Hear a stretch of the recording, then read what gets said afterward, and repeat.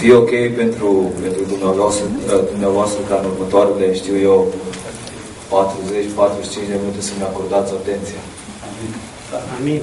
Nu de altă, dar am de cel mai serios să spun. Dumnezeu ne cunoaște pe fiecare dintre noi în mod tainic, în mod profund. Și cred că Dumnezeu mi-a vorbit un cuvânt pentru Biserica Peniel și în contextul în care ne aflăm. Și știu că diavolului nu îi place atunci când Dumnezeu vorbește. Pentru că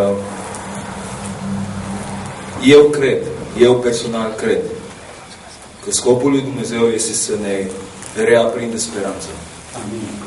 Să ne întărească credința. Să crească un drum nou pentru viețile noastre. Să ne vorbească faptul că există încă speranță pentru noi. Există o nădejde și un viitor în El. Și indiferent de locurile în care suntem, Dumnezeu continuă să-și arate bunătatea față de noi. Vreau să proclam acest lucru. Bunătățile Domnului nu s-au sfârșit. Îndurările Domnului nu sunt acum. Pentru niciunul dintre noi. Poate noi nu putem să vedem aceste lucruri, dar Dumnezeu este Dumnezeu bun. Și Dumnezeu se comportă cu noi cu îndurare. Și indiferent care ar fi circumstanțele prin care vă aflați și indiferent care ar fi crizele cu care vă confruntați. Dumnezeu este Dumnezeu care își arată bunătatea. Și nimic nu este imposibil la Dumnezeu. El poate să schimbe orice lucru. Este în puterea Lui să facă aceste lucruri. Dumnezeu îi place să-și manifeste gloria, arătând că El este atotputernic și înfăptuind minuni. De aceea aș vrea să vă chem să primiți cu inima ceea ce urmează să spun, pentru că lucrul ăsta chiar poate să schimbe destinele voastre, chiar poate să vă ducă într-un loc nou al cunoașterii lui Dumnezeu, al prezenței lui Dumnezeu în viața voastră. Poate să vă aducă din nou, dintr-o cărare veche, rătăcitoare poate, pe o cale care să fie împreună cu Dumnezeu, pe o cale a păcii, a binecuvântării, a harului lui Dumnezeu. De aceea vreau să mă rog înaintea lui Dumnezeu. Aba, vreau să-ți cer să ne dai un duh de înțelepciune și de descoperire în cunoașterea inimii tale în seara asta. Doamne, descoperă-ți inima ta față de noi. Avem nevoie să cunoaștem ce este în inima ta pentru noi. Doamne, mă rog ca exemplul Scripturilor să fie viu, să fie real, să producă acea pasiune după Tine, Doamne, să stârnească inimile noastre din nou, să ne redea viziunea vieții, să ne redescopere planurile Tale, căile Tale pentru noi, să stârnească, să întărească credința noastră în Tine. Doamne, vreau să-ți cer ca Tu să Te descoperi în mijlocul nostru, prin Duhul Tău cel Sfânt. Doamne, vreau să-ți cer o inimă deschisă pentru fiecare dintre noi. Doamne, vreau să ne binecuvintez. În numele Domnului Iisus Hristos m-am rugat. Amin. Amin. De curând am celebrat învierea Domnului nostru Iisus Hristos și vreau să știți că contextul crucii a fost cea mai neagră și întunecată oră a istoriei. Cuvântul Dumnezeu spune acest lucru și diavolul s-a luptat pur și simplu să scoată din mintea și din inima oamenilor orice firmitură de concept a faptului că Iisus Hristos ar putea fi Mesia. Am stat și m-am gândit și am meditat din ce cauză Iisus Hristos a trebuit să fie crucificat. Dincolo de faptul că era scris în Scripturi că acest lucru este posibil, din ce cauză Iisus Hristos a trebuit să fie crucificat? Pentru că evreii vin, dacă vă uitați în Ioan 18, vedeți, deja nu mai îmi dați atenția, am știut. Ioan 18.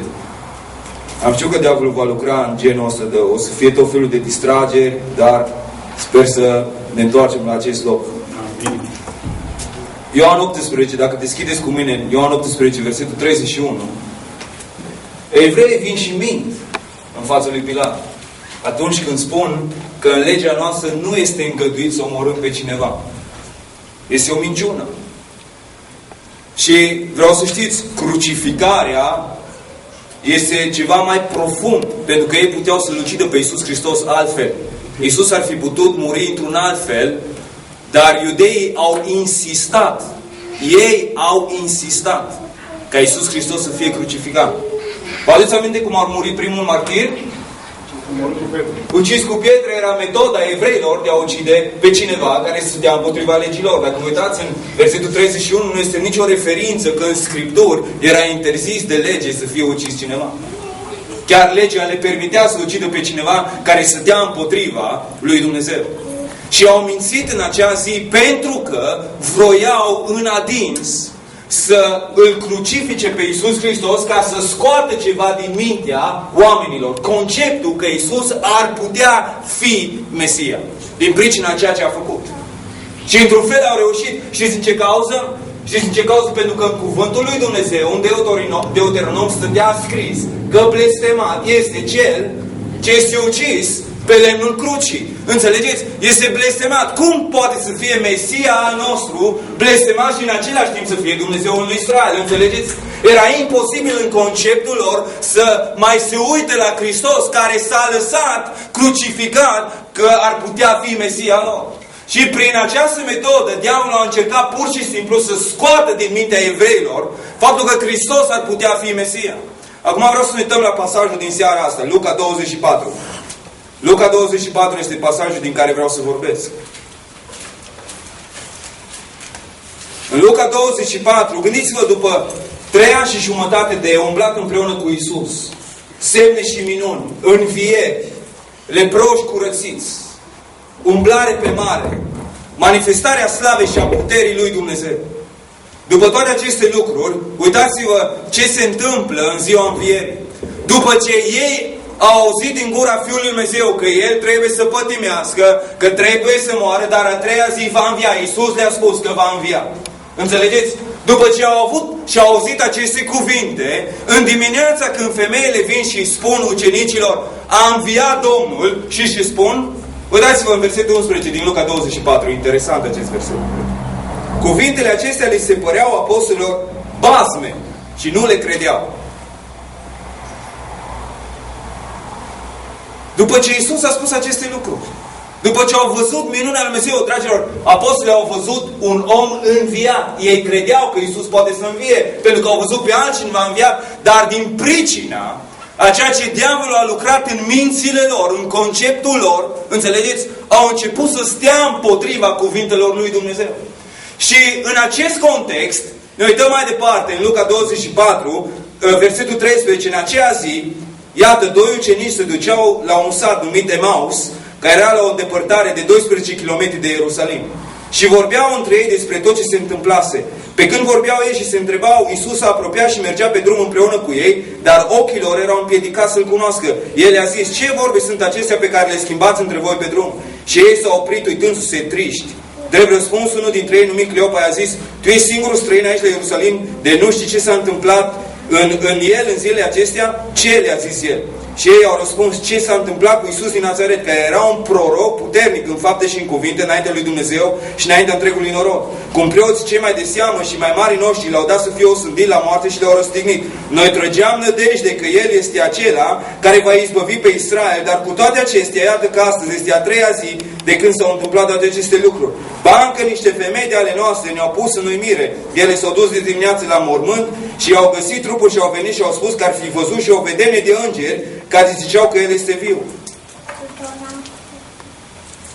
Unii dintre cei ce erau cu noi s-au dus la mormânt și au găsit așa cum spusese femeile, dar pe El nu l-au văzut. Și cu toate aceste lucruri pe care le-au văzut și au auzit, se întorc înapoi spre Ierusalim, înspre Emaus. Deci, imaginea a 2 ucenici care au fost împreună cu Iisus Hristos 3 ani și jumătate, au văzut minunile Lui, au văzut puterea Lui, au văzut manifestarea slavei Lui, dar în momentul în care El a fost pus în mormânt, visul lor s-a stins. Visul lor s-a stins.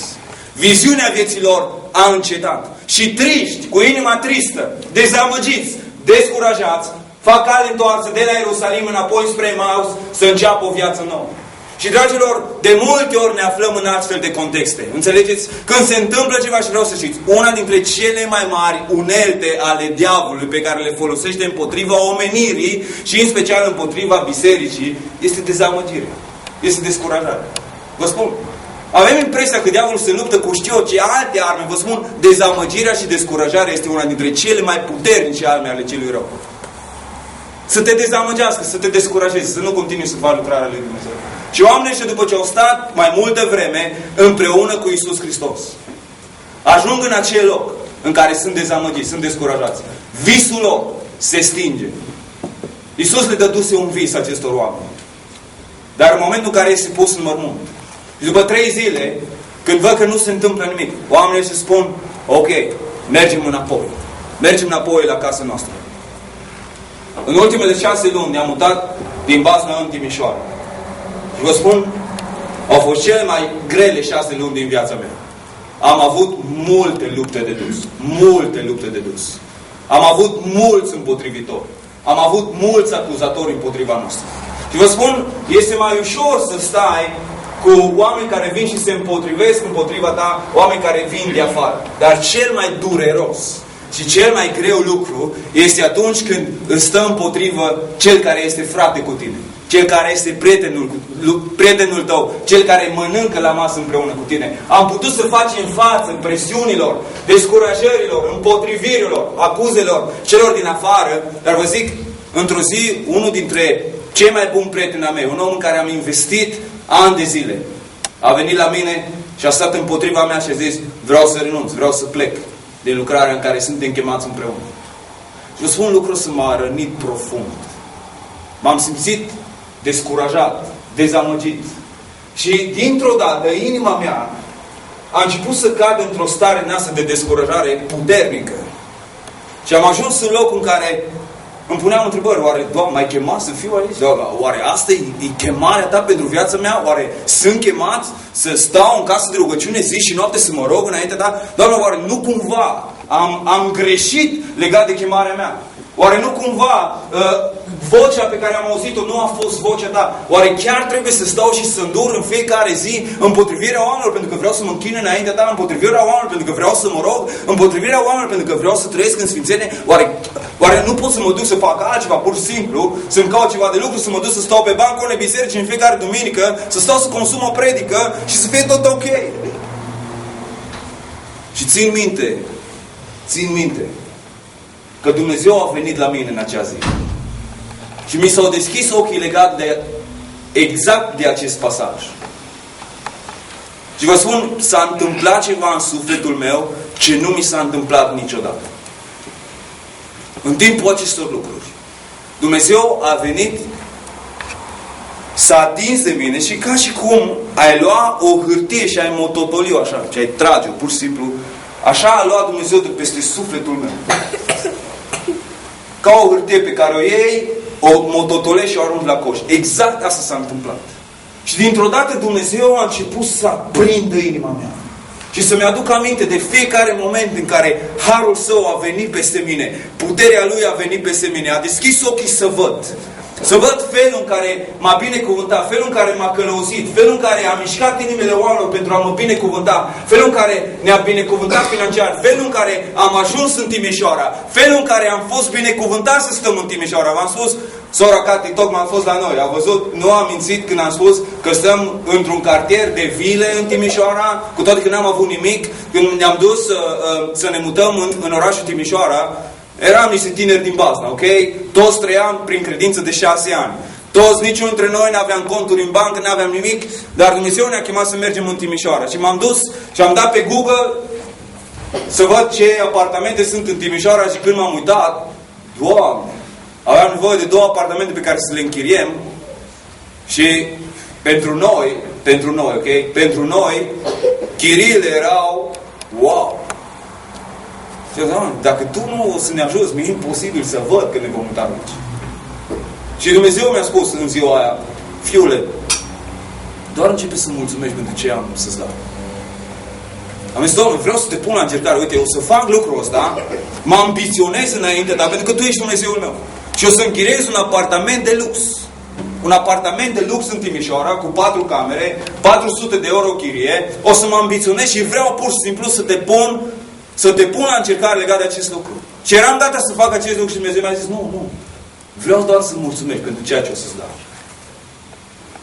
Și vă spun, Dumnezeu ne-a binecuvântat. Și chiar stăm într-un cartier de vile, casa în care stăm are 3 numere. E singura casă din tot cartierul respectiv care are 3 numere. și suntem binecuvântați. Dumnezeu mi-a adus aminte cum ne-a călăuzit, cum ne-a binecuvântat, cum ne-a luat dintr-un loc, ne-a dus într-un alt loc sub harul Său, cum a deschis cerurile pentru noi, cum a revărsat favor peste noi. Și inima mea dintr-o dată a început să ardă înaintea lui Dumnezeu. Înțelegeți? Exact ceea ce s-a întâmplat cu acești ucenici. Stau înaintea lui Iisus Hristos, Iisus merge cu ei, dar ochii le este împiedicat să vadă. Și vă spun, când începem să avem o inimă despre care spune cuvântul lui Dumnezeu, începem să nu mai vedem. Iisus Hristos îi mustră pe acești ucenici și spune, oameni cu inima zăbavnică. Ce înseamnă să ai inima zăbavnică? Deci, inima zăbavnică nu se referă la o inimă care trăiește în păcat. Inima zăbavnică este o inimă îngreunată de dezamăgire, de descurajare, de contextele vieții pe care le lași pur și simplu să te sufoce în omul omului. Asta este inima zăbavnică. Este inima înceată, încetinită de lucrurile care se întâmplă în context. Și Iisus vine și le spune, oameni cu inima zăbavnică, de ce ați lăsat ca contextul în care sunteți acum să vă descurajeze, să vă dezamăgească, să vă oprească din alergarea și din chemarea și din viziunea și din visul pe care eu l-am avut pentru voi?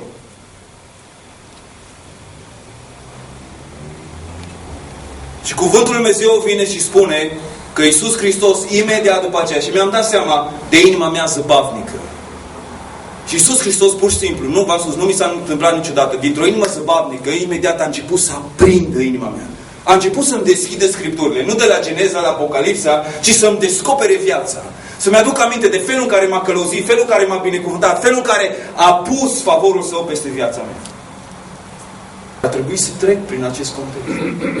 Dar v-am zis, am ajuns în locul în care Dumnezeu, în locul unei inimi zăbavnice, a aprins inima mea. A aprins inima mea. Știți cât de tare a prins Domnul Iisus Hristos inima acestor oameni în acea zi? Imaginați-vă. Au mers 12 km pe jos, din Ierusalim până la Emaus. Când ajung la Emaus, trag de acești străini și spun, străine, vino la noi în casă. Vino la noi în casă. Pur și simplu, cuvintele care le-ai spus au prins inima noastră cu privire la Fiul lui Dumnezeu. Vino la noi în casă. Și străinul se face că vrea să meargă mai departe, înțelegeți? Dar până la urmă merge la ei în casă. Merge la ei în casă și când ia pâinea și o frânge, li se deschid ochii. Și înțeleg că este Fiul lui Dumnezeu. Și inima lor este atât de aprinsă, și dragilor, ăsta este rezultatul unei inimi aprinse de Dumnezeu. Când văd că este Fiul lui Dumnezeu, știți ce fac? Merg 12 km înapoi la Ierusalim să le spună tuturor ceea ce a făcut Dumnezeu. Vezi, când aprinde Iisus inima ta, nu o să rămâi pasiv, nu o să stai, nu o să zici, oh, a fost un cuvânt bun, frate, sau nu, o să începi să acționezi bazat pe cuvântul Lui Dumnezeu și o să mergi și să-ți deschizi gura și o să spui adevărul a ceea ce Dumnezeu a făcut în viața ta. Asta este transformarea care vine de la Dumnezeu. Sincer, vă spun adevărul în după masa asta. Dumnezeu mi-a vorbit legat de Biserica Peniel. Că sunteți unii dintre voi care sunteți prezenți în seara asta aici, care în decursul la anul ăsta, din pricina descurajărilor, dezamăgirilor, a ceea ce s-a întâmplat, ați cultivat o inimă zăbavnică. Înțelegeți? O inimă încetinită de context. Și au fost lupte, și au fost vorbe, și au fost lucruri care s-au întâmplat și încetul cu încetul le-ai acumulat în inima ta și le-ai pus în sufletul tău și le-ai strâns acolo în locul respectiv. Și acum ești în acel loc în care pur și simplu ești gata poate să abandonezi. Ești gata să spui, ok, fraților, lăsați-mă, sunt sătul. Dumnezeu vrea să te libereze azi. Vreau să plecăm ființele înainte Domnului. Fiecare dintre noi. Vreau să știi că Domnul știe unde este viața ta și ar fi bine să fii conștient de acest lucru.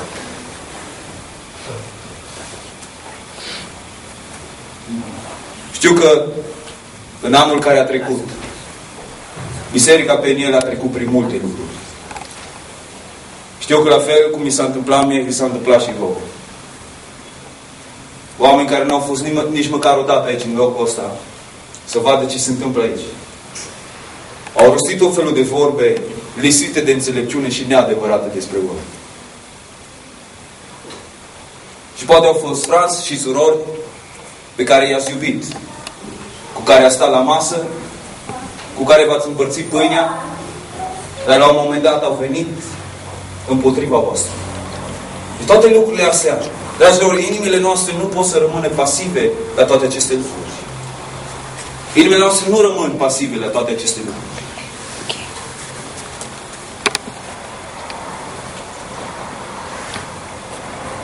Încetul cu încetul ai lăsat în inima ta aceste lucruri și inima ta s-a îngreuiat. Și vă spun, când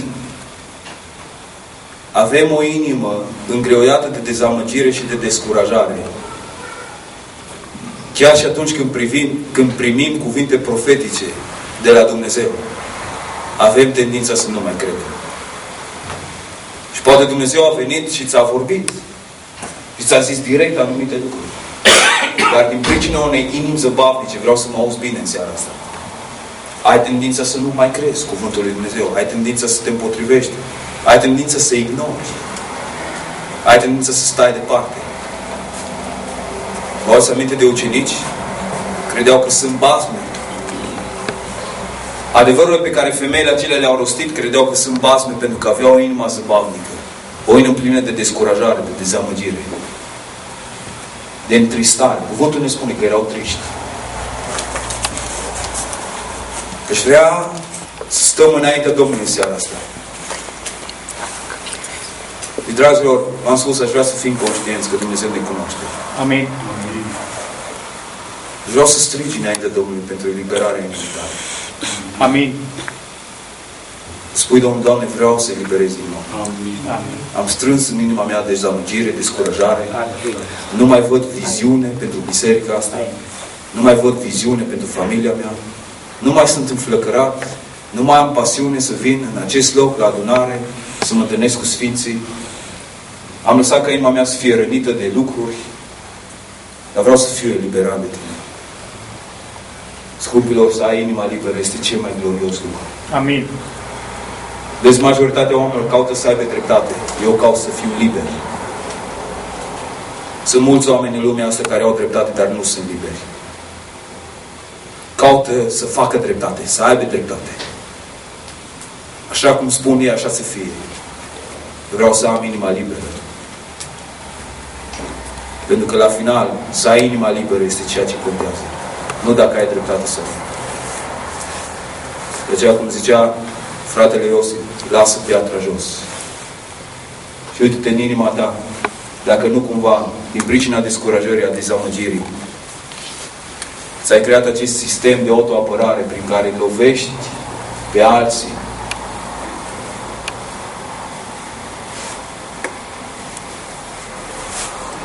Și faci rău.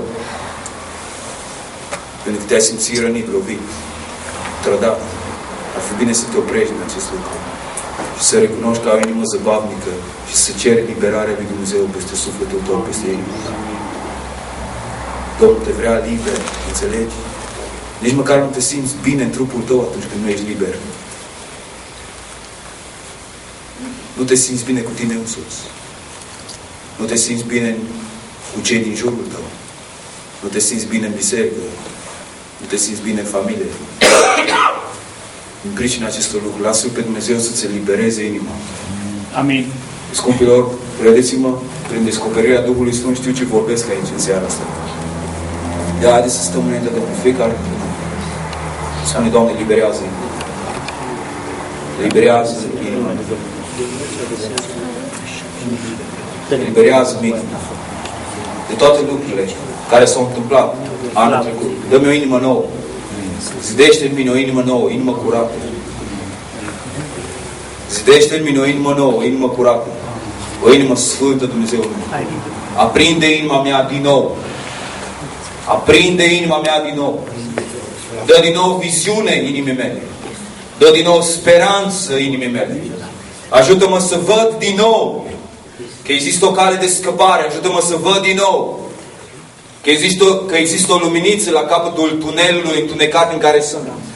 Dăm din nou viziune, dăm din nou pasiune, dăm din nou viață, dăm din nou ungere, dăm din nou favor. Scumpilor, vreau să ne rugăm pentru inimile noastre. De multe ori mijlocim pentru alții, dar cel puțin mijlocim pentru noi. Avem nevoie să fim liberi pentru a putea mijloci pentru alții. De aceea spune inimii tale, inima mea, vreau să fii liberă. Îi cere Domnului să descătușeze inima de orice lucru. Ca să te poți bucura în Dumnezeu. Să te poți bucura de Dumnezeu. Să te poți bucura cu frații tăi. Să poți să te bucuri cu ei. Să poți să stai lângă ei. Să poți să prețuiești pe prietenii tăi. Să poți să prețuiești pe cei ce stau alături. Pe cei ce suferă împreună cu tine. Lasă ca Domnul să elibereze inima ta. Să o despovăreze de orice povară lui Iisus în seara asta. Aruncă asupra Lui orice încărcătură care nu este din Dumnezeu.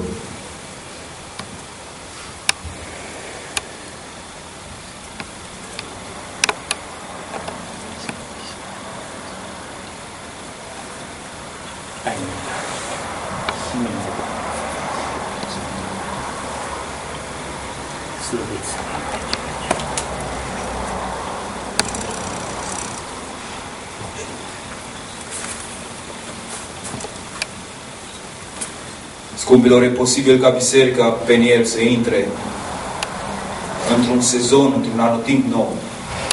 Dar depinde de fiecare dintre noi. Ce hotărâri luăm. Dumnezeu poate schimba atmosfera spirituală dintr-un loc. Foarte simplu. Amin. Când oamenii vor, când oamenii doresc să fie liberi și mai presus de orice să iubească. Să iubească. Amin. Este posibil să se schimbe atmosfera spirituală peste o biserică atunci când oamenii aleg. Aleg ca în locul criticilor, judecății, împotrivirii, bârfei, certurilor, să trăiască rodind ceea ce Duhul Sfânt rodește. Amin. Amin. Este posibil acest lucru. Este posibil acest lucru.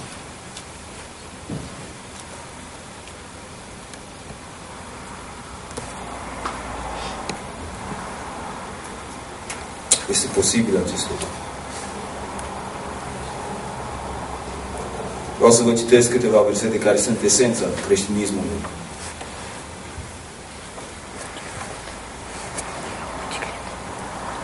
Prin aceasta se cunosc copiii lui Dumnezeu și copiii diavolului. Asta este verset din Biblie.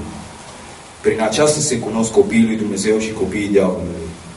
Oricine nu trăiește în neprihănire nu este de la Dumnezeu. Nici cine nu iubește pe fratele său. Căci vestirea pe care ați auzit-o de la început este aceasta, să ne iubim unii pe alții. Nu vă mirați, fraților, dacă vă urăște lumea. Noi știm că am trecut din moarte la viață, sau am fost mântuiți, sau am fost născuți din nou, pentru că iubim pe frați. Acesta este semnul nașterii din nou. Să știți, pentru că iubim pe frați. Cine nu iubește pe fratele său, rămâne în moarte.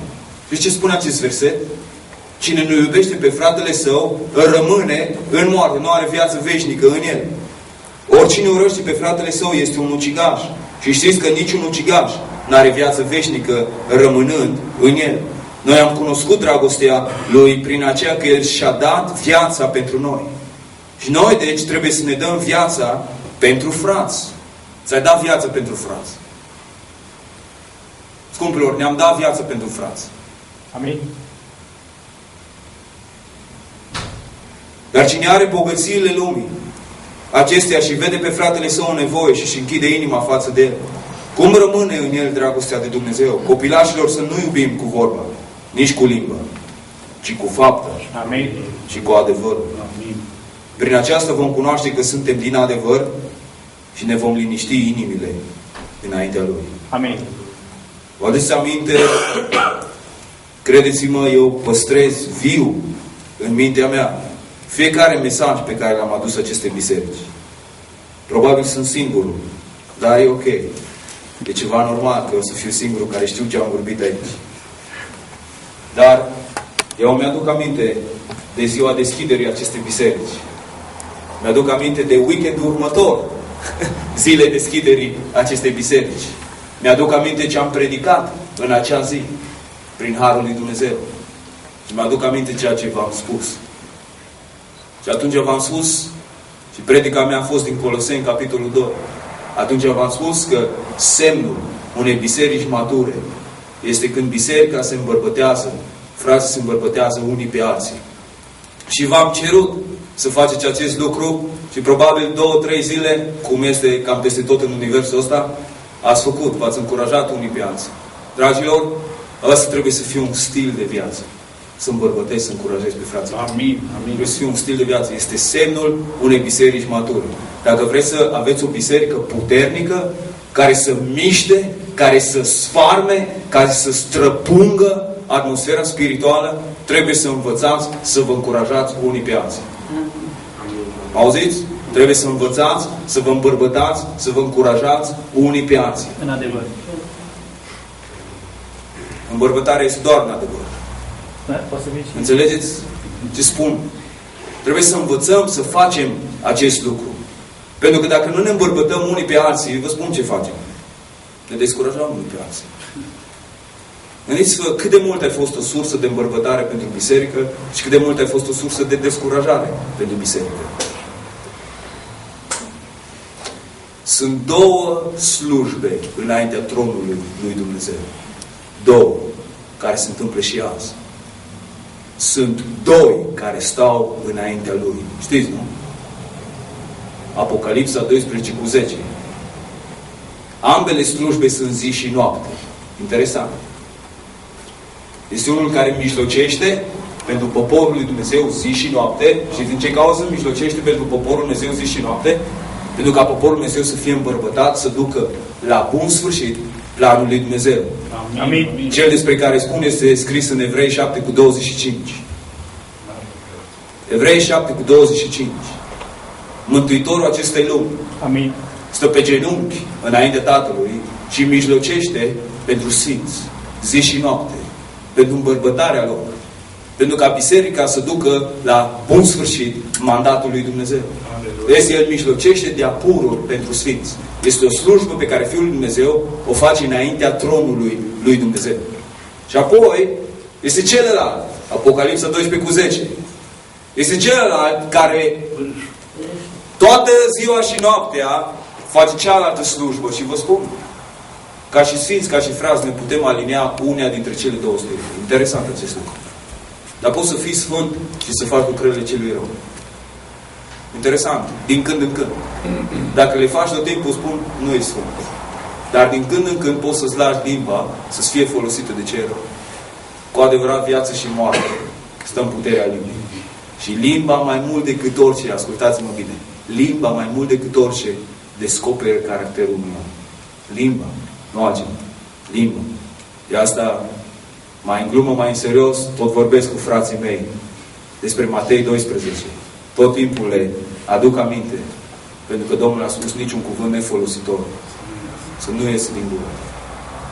Scumpilor, cred că ăsta este unul dintre cele mai grele versete de îndeplinit din Scripturi. Niciun cuvânt nefolositor.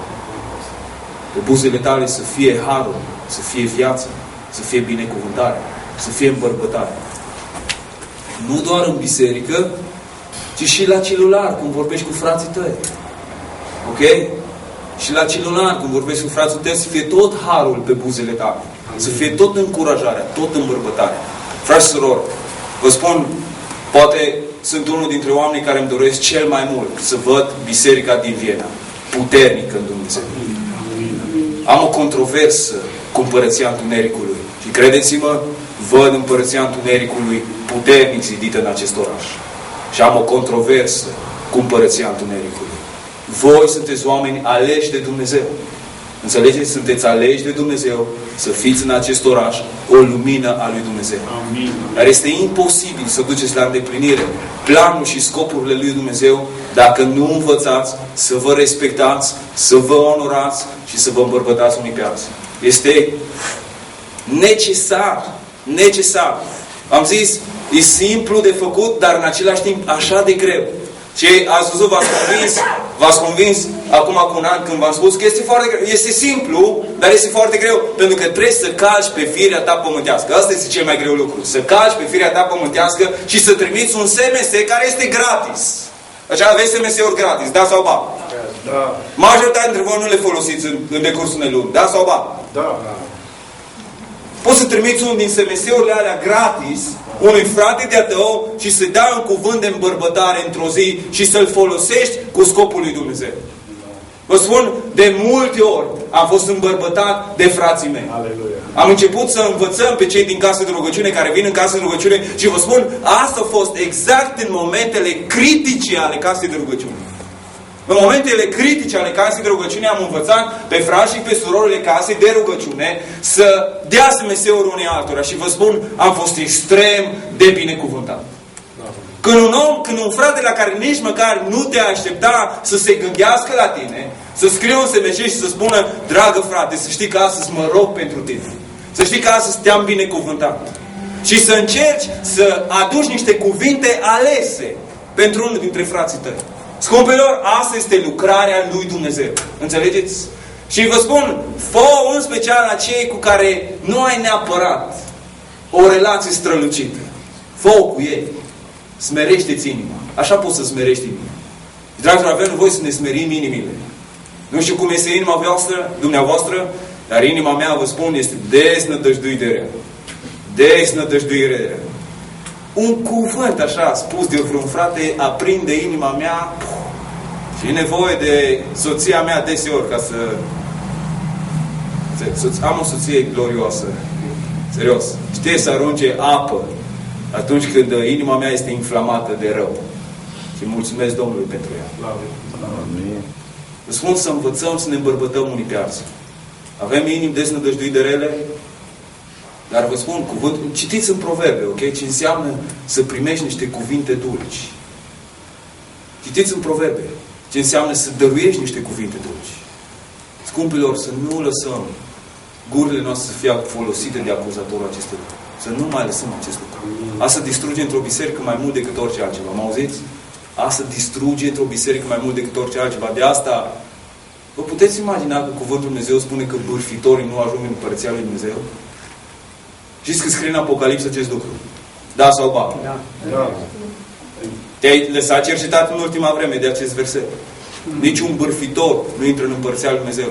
Îmi pare rău să vă spun, dar știu mulți oameni infestați de această maladie a bârfei și n-am auzit niciodată o biserică să dea afară pe cineva din cauza bârfei. N-am auzit. N-am auzit ca cineva să fie dat afară din cauza bârfei. Dar cuvântul spune, afară sunt câinii și afară sunt bârfitori. De-aia Împărăția lui Dumnezeu, limbajul nostru trebuie să fie mulțumire non-stop, pentru că tot ce avem este de la Domnul. Tot ce ai este de la Domnul. Nimic nu ai de la tine însuși și prin puterile și eforturile tale. Tot ce avem vine de la Domnul. În același timp, pe lângă mulțumire, să fie încurajare și îmbărbătarea celor din jur. No, chiar acum, aș vrea să ne îmbărbătăm unii pe alții.